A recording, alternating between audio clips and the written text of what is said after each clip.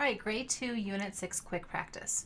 So starting in lesson 3, so if you are before lesson 3, you can choose quick practices from a previous unit that students need to continue to work with. So we're going to talk about these problems and we're going to ask, what is the pattern for adding 100 to a 3-digit number and subtracting 100 from a 3-digit number? And a student should say, we just look at the 100's place is essentially what we want them to come up with.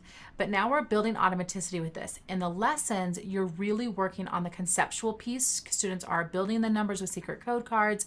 They're building it with quick draws, and they're able to see what happens when I have a number and all I do is add a hundreds box. If students are struggling with this, then you can always draw out the number, like draw with a proof drawing 329 and then 100, and they can see that we're just putting the hundreds together. Okay, so until then, we're going to, if they don't need that, we're just going to read the problem out loud. Boys and girls, read with me. 329 plus 100, class, 429. 679 minus 100, class, 579.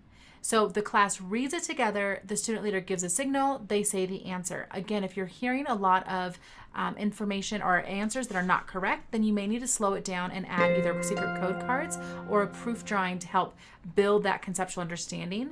The arrow here is if you don't have a pointer like I have, that you can have the student leader point to a problem, and that's where students know they're supposed to be reading.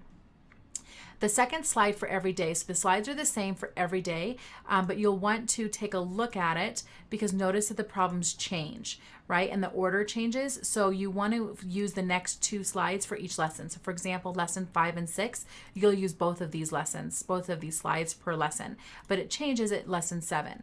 So the second strategy here, or a quick practice we're going to do, is we're going to solve these problems by breaking up the second addend.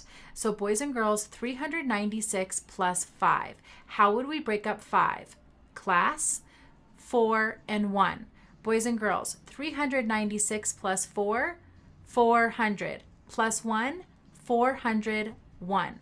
Okay, so we want them to start to see how we can decompose this. Now, I'm a very visual person, so I would probably appreciate the support visually. So if we said, how would you break up 5? They should say 4 and 1. 396 plus 4, 400. Plus 1 more, 401. Boys and girls, read it with me. 699 plus 4. How would you break up the 4? 1 and 3. Boys and girls, 699 plus 1, 700. Plus 3 more, 703. So they're going to probably be pretty rocky at it in the beginning, but you want to continue practicing. You have the entire unit, in fact, to practice this, but they should start to see that we've been doing this when we have a number like 9 plus 6.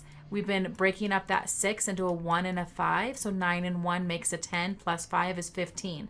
Now we're doing it, but it just impacts that entire hundreds number.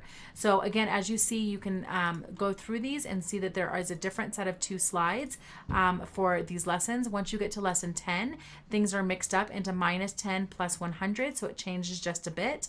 And they take away the adding of the additional ones place.